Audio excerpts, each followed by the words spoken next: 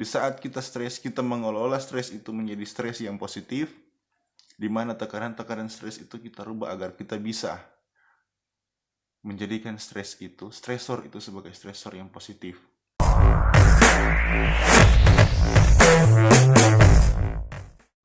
Halo guys, kembali lagi dengan saya David dalam channel DMP.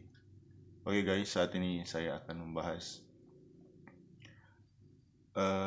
pengaruh COVID-19 terhadap tingkatan stres seseorang hingga menyebabkannya bunuh diri atau melakukan tindak kriminal. Apakah bisa dampaknya seperti itu? Oke, sekarang kita bahas satu persatu ya. Saya akan angkat dari teorinya Abraham Maslow, di mana teorinya tentang tingkat kebutuhan dari manusia. Apa itu tingkat kebutuhan? Yaitu hierarki kebutuhan manusia. Kebutuhan mendasar dari setiap manusia ialah makanan, minuman, pakaian. Ya, sampai di situ kalian mengerti ya guys. Jika kalian belum pernah membaca tentang Abraham Maslow, silakan kalian baca. Begini guys, Abraham Maslow menjelaskan bahwa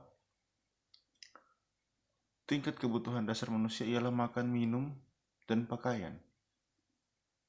Dan apabila manusia tidak mencapainya atau tidak mendapatkannya, apa yang akan terjadi kepada manusia? Tentunya dia akan mengalami kesulitan ya guys dalam kehidupannya, di mana manusia dituntut untuk bisa makan, bisa minum, dan berpakaian.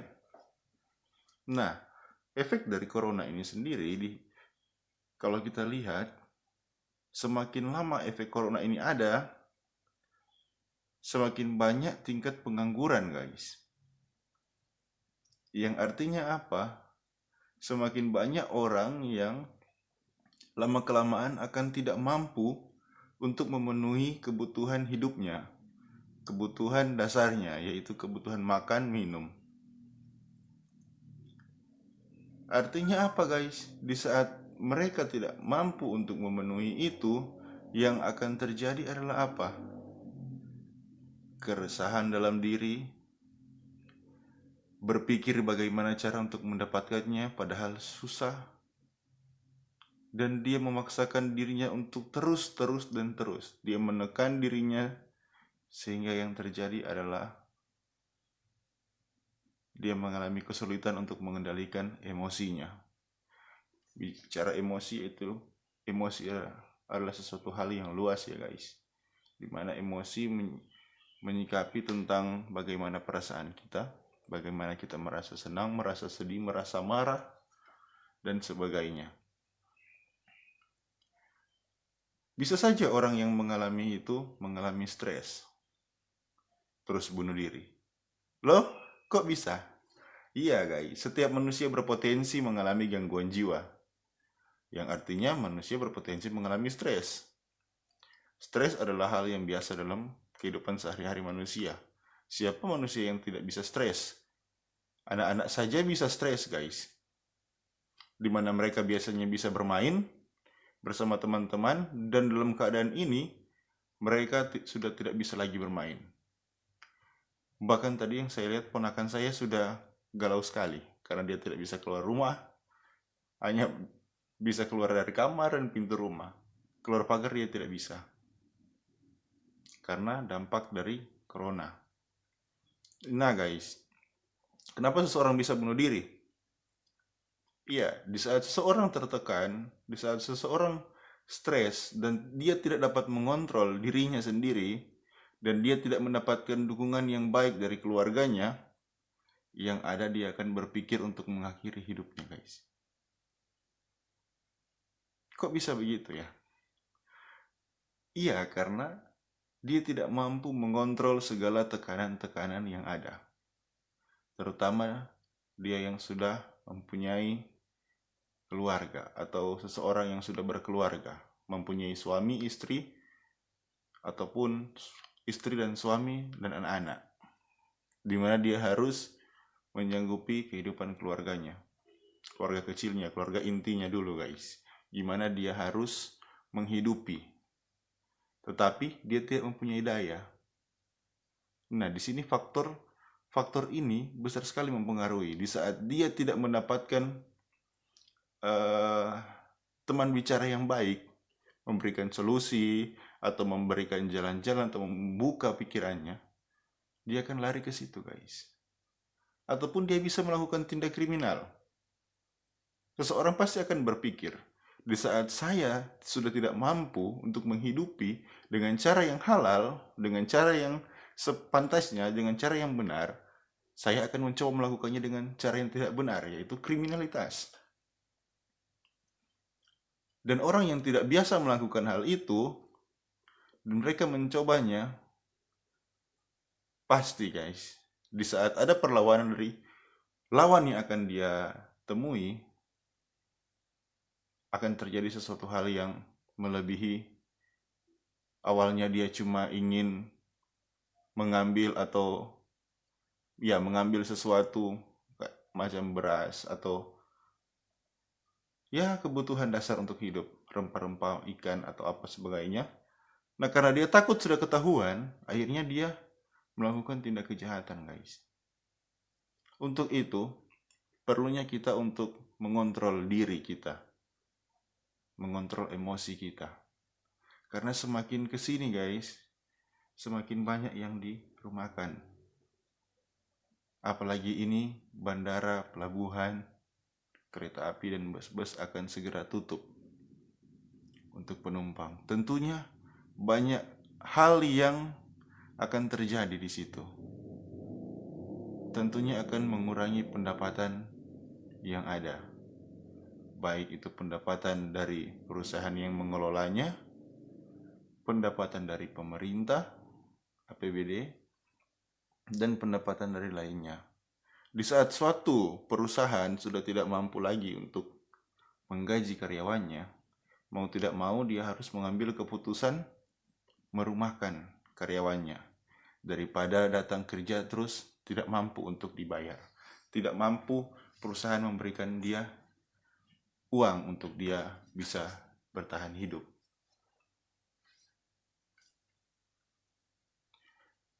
Jadi hal yang sangat-sangat menyedihkan ya guys, ketika kita mendapatkan informasi dari tempat kita bekerja bahwa kita dirumahkan dulu tanpa gaji.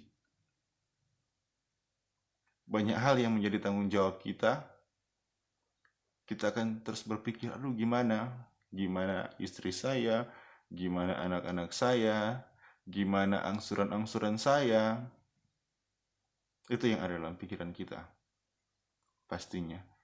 Apa yang akan kita makan pada besok hari? Bagaimana kita menjalani hidup?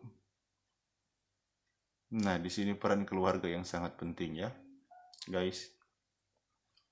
Bagaimana keluarga bisa mengarahkan, berdiskusi, mencari solusi, bukan mencari kesalahan, bukan bersungut-sungut karena virus ini, tapi kita harus berpikir yang positif, jangan berpikir yang negatif. Ya, pikirkan yang selalu hal yang positif. Jangan sekali-kali kita menghadapi situasi yang seperti ini dengan pikiran yang negatif, yang hanya akan menyebabkan kita bertambah stres, bertambah pikiran.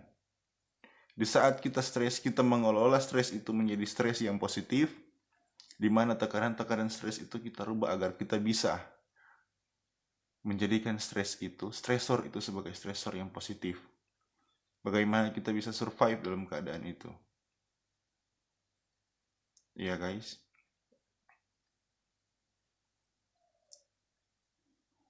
Kita tidak pernah tahu sampai kapan corona ini akan berada.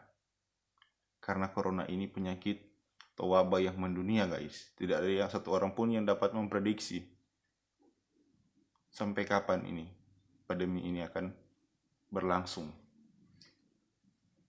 Tapi kita harus siap menghadapi itu.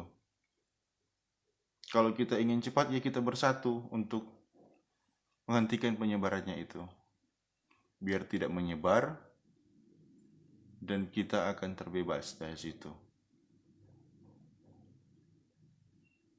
Ya guys, untuk bagaimana cara kita bertahan hidup tanpa melakukan tindak kriminal, yaitu kita mempertahankan mental kita supaya kita menjadi orang yang bijaksana dalam mengambil keputusan, dalam mengambil tindakan, dalam berpikir pun kita harus menjadi orang yang bijaksana. Banyak pertimbangan yang harus kita ambil. Jangan pikir, oh yang penting saya sekarang sudah tidak bisa lagi menghasilkan, ya sudah saya akan membuat tindakan kriminal saja seperti mencuri. Saya mencuri untuk menghidupi anak dan istri saya. Apakah itu sah? Tidak sah itu. Lebih baik kalian makan apa adanya saja yang ada di rumah daripada kalian mencuri untuk mendapatkan makanan. Ya. Dan kalau kalian stres, ingat, yang hadapi ini bukan cuma kalian, bukan cuma kamu. Masih banyak lagi orang yang menghadapi itu. Masih banyak orang yang lebih susah daripada kamu, kalian, dan kita semua ini. Masih banyak yang lebih susah. Kenapa mereka bisa survive? Karena mereka yakin dan mereka terus berpikir positif bahwa mereka mampu untuk melewati itu. Bahkan dalam keadaan seperti apapun mereka sanggup untuk menghadapi. Karena mereka mampu mengontrol emosi mereka.